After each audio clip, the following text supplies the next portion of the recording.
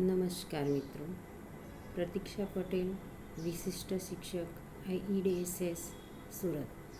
મારું આજનું ટૉપિક છે વિકલાંગ બાળકોને મૂલ્યાંકનલક્ષી માર્ગદર્શન.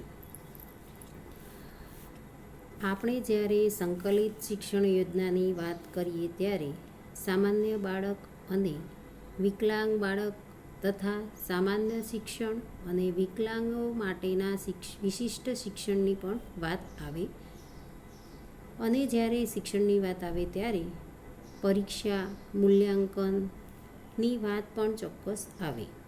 વિકલાંગ બાળકોના પરીક્ષા મૂલ્યાંકનની વાત જ્યારે આવે ત્યારે તેમની વિકલાંગતાના કારણે પડતી મુશ્કેલીઓને ધ્યાનમાં રાખી કેટલીક વધારાની સગવડો આપી માળખામાં જરૂરી ફેરફાર કરી મૂલ્યાંકન પરીક્ષા લેવાની જરૂરત જણાય તથા પરીક્ષાલક્ષી નમૂનાઓ અહીં રજૂ કરેલ છે.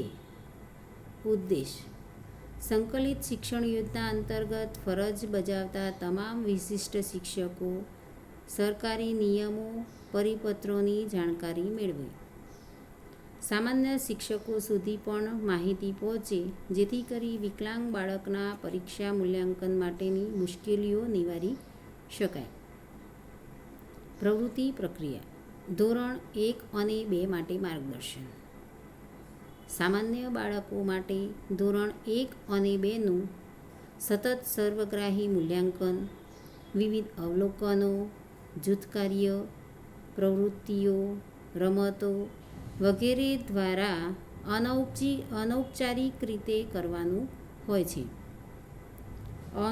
ઔપચારિક રીતે કોઈ પણ પેપર, પેન્સિલ ટેસ્ટ લેવાતો નથી, પરંતુ અનૌપચારિક મૂલ્યાંકનના આધારે નિદાન અને ઉપચારાત્મક શિક્ષણ સાથે કરવાનું હોય છે, જેનો નમૂનો આ પ્રકરણને અંતે પરિશિષ્ટ અ અને બને ધ્યાને લઈને તે પદ્ધતિ મુજબ જ વિકલાંગ બાળકનું પણ સતત સર્વગ્રાહી મૂલ્યાંકન દ્વારા પરીક્ષા લઈ શકાય છે, જેમાં નીચે મુજબ વિકલાંગતાને ધ્યાનમાં રાખી જરૂરી ફેરફાર કરી શકાય છે.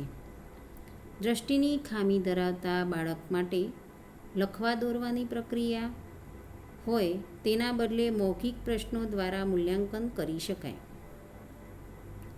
શ્રવણમંદ બાળકો માટે મૌખિક પરીક્ષાના બદલે કેટલીક મેચિંગ હેન્ડ આઈ કોઓર્ડિનેશનની પ્રક્રિયાઓ કરાવી મૂલ્યાંકન કરાવી શકાય.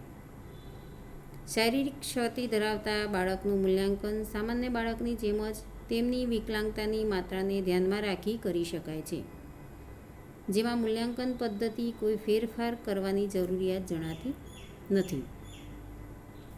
માનસિક ક્ષતિ ધરાવતા બાળકો માટે તેમની વય, બૌદ્ધિક ક્ષમતા તેમજ વિકલાંગતાની માત્રા ધ્યાનમાં રાખી કેટલીક પ્રક્રિયાઓ દ્વારા મૂલ્યાંકન કરી શકાય છે. જે માત્ર નમૂનો છે તેમાં બાળકની વય અને બૌદ્ધિક ક્ષમતા અનુસાર આપની કક્ષાએથી જરૂરી ફેરફાર કરી શકાય છે. ધોરણ 1 અને 2માં અભ્યાસ કરતા આપની કક્ષાએથી જરૂરી ફેરફાર કરાવી માનસિક ક્ષતિ ધરાવતા બાળકનું મૂલ્યાંકન કરવા માટેનો નમૂનો પણ ધ્યાને લઈ શકાય. ધોરણ 3 થી 7 માટે માર્ગદર્શન. ધોરણ 3 થી 7માં સામાન્ય બાળકો માટે મૌખિક, ક્રિયાત્મક અને લેખિત પરીક્ષા હોય છે. વિકલાંગ બાળકો માટે મૌખિક, ક્રિયાત્મક મૂલ્યાંકન તેમની વિકલાંગતાની માત્રા અને તેને કારણે પડતી મુશ્કેલીઓને ધ્યાનમાં રાખી અગાઉ ધોરણ 1-2માં સૂચવ્યા મુજબ ફેરફાર કરાવી શકાય છે, જ્યારે લેખિત પરીક્ષાઓમાં તેમની વિકલાંગતાને ધ્યાનમાં રાખી કેટલીક વધારાની સગવડો મળી શકે છે, જે આપણા પ્રથમ મોડ્યુલનું મંથનમાં આપવામાં આવેલું છે. ધોરણ 8 થી 12ના માટે માર્ગદર્શન. ધોરણ 8 થી 12 માટે વિકલાંગ બાળકોને તેમની વિકલાંગતાની માત્રાને ધ્યાનમાં રાખી કેટલીક વિશેષ સગવડો મળી શકે છે, જે નીચે મુજબ છે. ધોરણ 10-12માં વિકલાંગ બાળકો માટે વિશેષ જોગવાઈ મળતા લાભો તેમજ જરૂરી સૂચનો આ મુજબ છે. ધોરણ 10 અને 12માં ધ્યાનમાં રાખવા જેવા મુદ્દાઓ. સૌ પ્રથમ વિકલાંગ બાળકની વિષય પસંદગીમાં ધ્યાન રાખવું, જેમાં તેમની વિકલાંગતાને ધ્યાનમાં રાખી જરૂરી છૂટછાટ મળવા મુજબ છે, જે આ મુજબ છે. ન્યૂ એસએસસી HSC પરીક્ષા પ્રવેશ માટેનું વ્યક્તિગત આવેદનપત્ર ભરતી વખતે તેની વિકલાંગતાની માહિતી ભરવાની ખૂબ જ ચોકસાઈ રાખવી, તેમજ સાથે સિવિલ સર્જનનું પ્રમાણિત કરેલું વિકલાંગતાનું પ્રમાણપત્ર સામેલ કરવું. અહીં આવેદનપત્રકનો નમૂનો આપેલ છે, જેમાં ઘાટાક્ષરે છાપેલી માહિતી વિકલાંગતા અંગેની માહિતી દર્શાવે છે. લહિયા રાઇટરની નિમણૂક અંગે અન્ય પરીક્ષાલક્ષી સૂચનો.